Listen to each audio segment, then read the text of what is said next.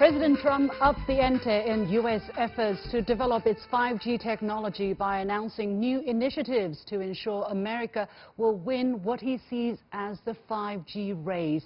But how concrete is his confidence, and how might his efforts backfire? And China's demanding overtime schedule has sparked a nationwide debate. What's all the fuss about, and is the issue correctly understood? Welcome to The Point, an opinion show coming to you from Beijing. I'm Li Xin.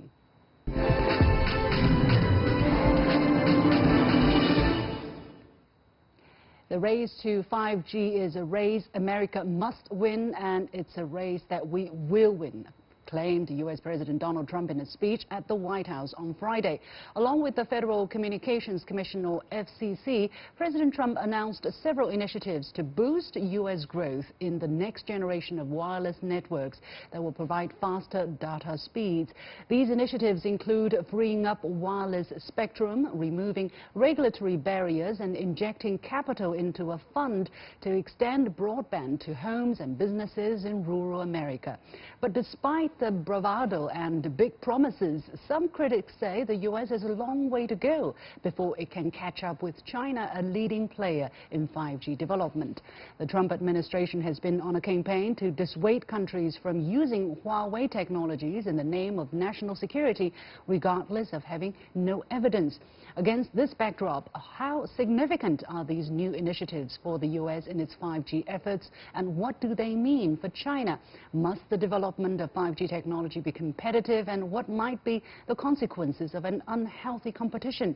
Joining me for the discussion in the studio are Daya, Disney Faculty Chair in Global Media at the Schwarzman College Program at Tsinghua University in Beijing, and former Professor of International Communication and co-director of the Indo-Media Center at the University of Westminster, and Qinduo Senior Fellow at the Pangoal Institution, a China-based public policy think tank and current affairs commentator. Gentlemen, welcome to The Point. Before we start the discussion, let's first take a listen to what President Trump said last Friday about this 5G race. We cannot allow any other country to outcompete the United States in this powerful industry of the future. We are leading by so much in so many different industries of that type, and we just can't let that happen. The race to 5G is a race America must win, and it's a race, frankly, that our great companies are now involved in. We've given them the incentive they need. It's a race that we will win. So it's a fact, it's a race that America must win, and it's a race that America will win. Gentlemen, how do you see the tone of President Trump's talk here? It feels like he sees the 5G as something that the U.S. is entitled to win. If the U.S. doesn't do well, it's something abnormal. Qinduo, let me start with you. Well, he's a politician. That's the tone of a politician, like a campaigning for support. If you are in the United States, if you join some of the campaigns by some of the politicians, you will see, like, every time they mention the United States, the greatest country in the world, their labor, their worker, the greatest work in the world. So that's the tone they are using. This is a part of the U.S. culture. And the things like no U.S. politician can afford to say U.S. will become #1, U.S. is lagging behind, especially for those in the senior positions. I remember President Obama, a few years back, when people were talking about the decline or relative decline of the United States, he talked about the U.S. will remaining #1 for the next 100 years. So believe it or not, that's some of the rhetoric. Okay, whether or not this is reality, President Trump in February, however, he did tweet that the U.S. is lagging behind in the 5G race. However, last Friday, the FCC chairman Ajit Pai cited many reports that claimed that the U.S. is well positioned to win the race to fast, secure and reliable 5G. So, Professor Thussu here, are we seeing a disconnect in the two descriptions here? First, the U.S. is lagging behind by President Trump, but then Mr. Pai saying that the U.S. is well positioned. Are they contradicting each other? I think it has to be seen in the broader context of what 5G is about. 5G is really a game changer. It's about Internet of Things. So we're talking about a major industry, trillions of dollars worth, and China already is ahead of the curve on this particular technology. So United States understandably is worried because, given that it is going to lead to so much of commerce in the next decade. And the reality is that the US has been behind, not only China, but also South Korea, for example. If you may remember, last month, South Korea actually launched its 5G service. And then there are European competitors as well. So I think there is a problem as far as 5G is concerned and the United States is concerned.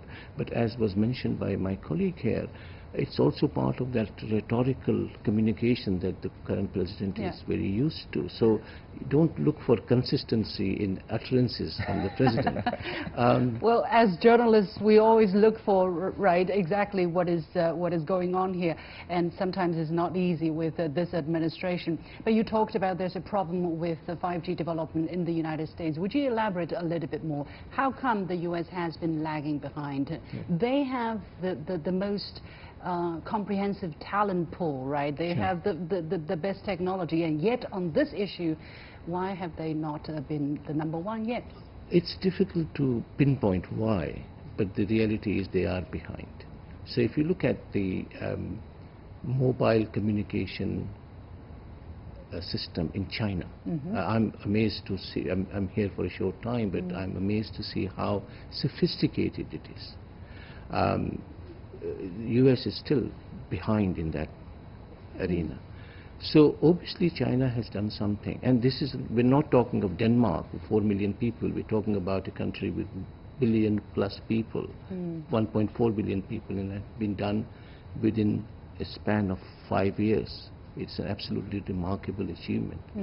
So the US has really, also it's a question of, for example, telecommunication equipment, where majority of it is produced in China for the global market. For the global market, So there are certain areas which they have really ignored, and China in the meantime has been concentrating on it. And 5G has, and we've seen the tensions because of that between US and China.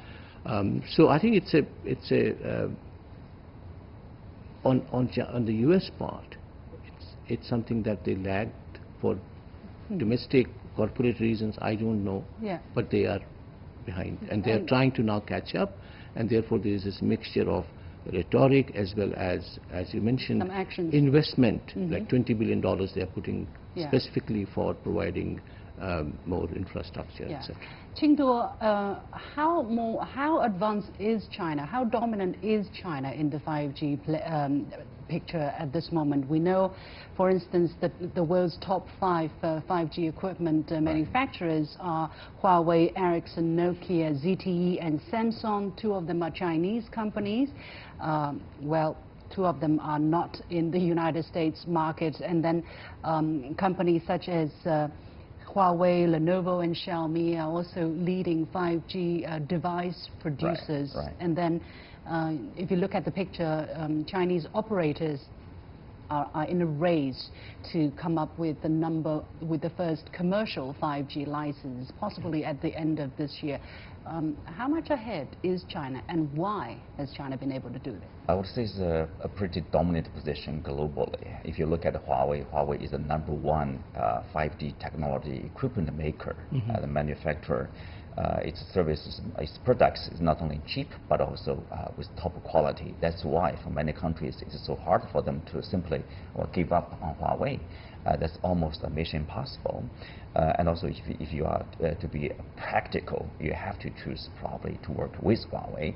You can choose to work with other service providers, for example, Ericsson and Nokia.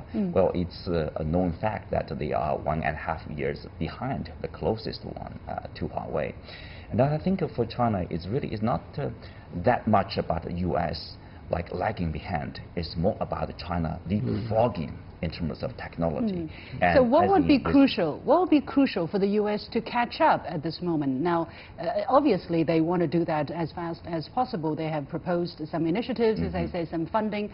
But without having Chinese technology on board, reaping the benefit of Chinese technology while managing the security risks, possible security risks. Without this, how can the U.S. make up for the distance, Qinduo, again? This is a good question. Probably, I don't know, like whether President Trump understands that or not. You know, like you have this, national plan now announced, and then you have these operators like Verizon, you know, all those AT&T.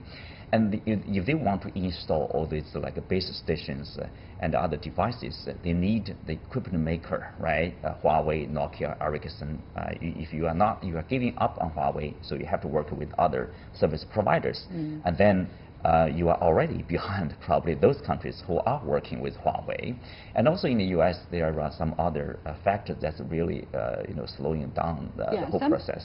One FCC commissioner by the name of Jessica Rosenwalter, she actually said that President Trump's intervention on the Huawei race brings more harm than good. For instance, he has been putting tariffs on imported 5G equipment, and he's alienating allies on 5G security. So, Professor Thussu, how would you evaluate the chances that the U.S. have at this moment to do exactly what they proclaim they want to do, and what needs to be done if they want to catch up, really?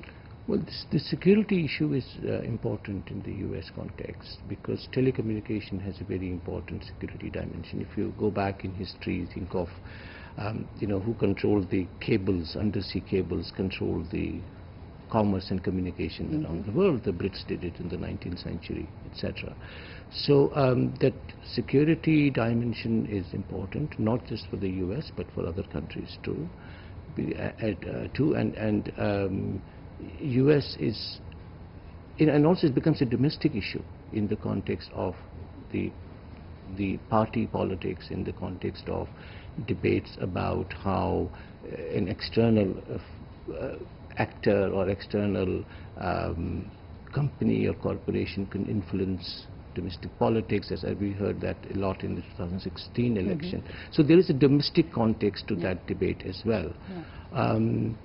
But if you think about, there are, as far as I know, there aren't any clear cases where it has been proven that a Chinese telecom company has been involved in violating security norms or whatever. Yeah. So.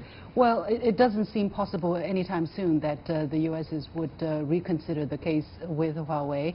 On Sunday, President Trump also tweeted, as Huawei hired a Obama-era national security official as a lobbyist, President Trump tweeted that this is not good or acceptable. By the way, that's bad grammar. It's not good nor acceptable, right? It should be. Qinduo, what's your comment on this? Well, I think it's his personal opinion.